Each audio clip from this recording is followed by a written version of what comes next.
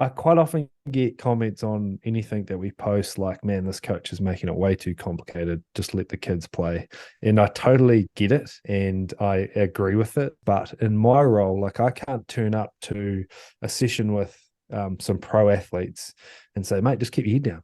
You talk about your 10 pillars of goal kicking, and it's something that I definitely want to dive into with your Rugby Bricks sort of philosophy and everything you do there. How do you even begin to develop something that is a product such as like the 10 pillars? Like, is that something that you as an individual, as a goal kicker, when you were playing, what like were taught and then you've put it into a shiny product? Or is it something that like over time you've really like nailed down the detail and then been able to sort of teach it?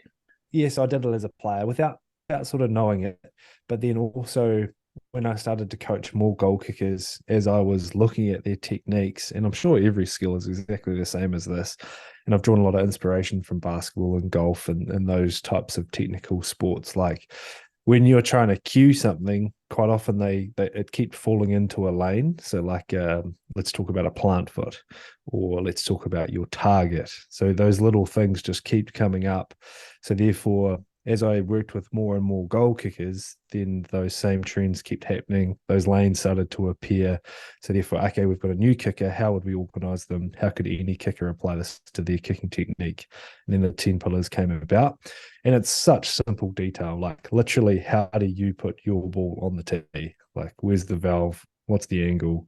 Like, it's not rocket science or anything magical. It's just organizing your detail so you can make it consistent. And I think every skill is like that. And yeah, kickers have really benefited from getting organized.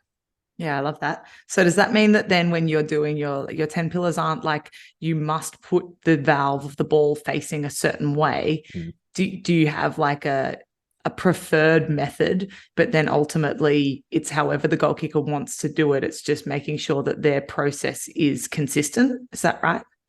Yeah. Yeah, no preferred method. Some coaches have a way that they want their kickers to kick, but for me, my pillars are very open. So like mindset, ball setup, approach, rodeo arm, target, those types of things Have you are just all given us the 10 personal pillars? and that's a few of them, personalized. And how's your goal kicking been going? Actually, I've seen you slot a few kicks in game as well, and you've got a couple of tees, a couple of No, feelers. How's it I've going? taken back the I think it's been taken off me, the kicking license actually for goal kicking. Um but I have actually been doing a few little grubber kick practices. I have got my provisional license in field play. It's you've And your apparently biggest issue was your trout foot. You had a foot that acted more like a fish that was very loose and all over the place. So for thank you so your much for listeners, exposing me. when you're trying to kick a ball, you don't want to have a fish or trout foot. You want to have a hard plantar flex foot, which we're working on with you. So we'll keep Okay, working. we'll go back to the drawing board. I'll have to pick up those 10 pillars and start again. Um Obviously, the philosophy of Rugby Bricks is outwork, outlearn. It says it on your t-shirt. You can't quite catch the whole phrase in this shot, but I just want to like you're obviously very detailed focused. You have always been a project man, so you've always got something smaller that you're focused on to get you to the big goal. Um, how does that work in terms of like life? Like do you have an end goal and then break it down from a goal setting perspective, or are you just like I'm working on a little project, and I know that it's going to get me to where I want to go? Mm. And I know why you've asked this because we've had a lot of combos about sort of me living in project world, and Yeah.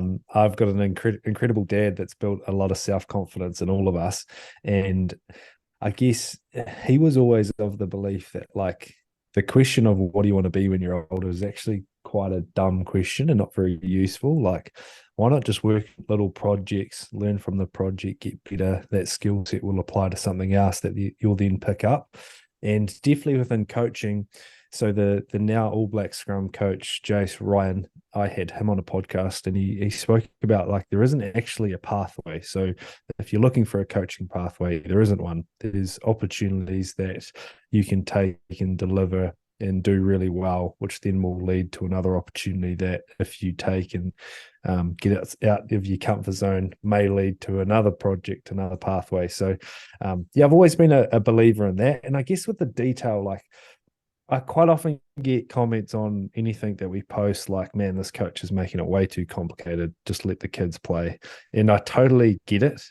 And I agree with it. Like, just play, enjoy passing the footy and don't overcomplicate things. But in my role, like, I can't turn up to a session with some pro athletes and say, mate, just keep your head down. Yeah. Like Yeah. I need to be able to give a little bit more depth and detail to those guys, Yeah. They um, crave it, right? which is yeah, they've tried things. They've heard from 10 coaches before I've turned up. So therefore, if I just say the same generic blanket coaching things, then that just won't work. So with anything that I've tried to coach, I've always tried to be I'm able to have the simple convo, but if we want to go deep and get real deep on a topic and learnings and feels and cues, then I want to be able to have that conversation as well. So that's where the outwork outlearn thing comes from.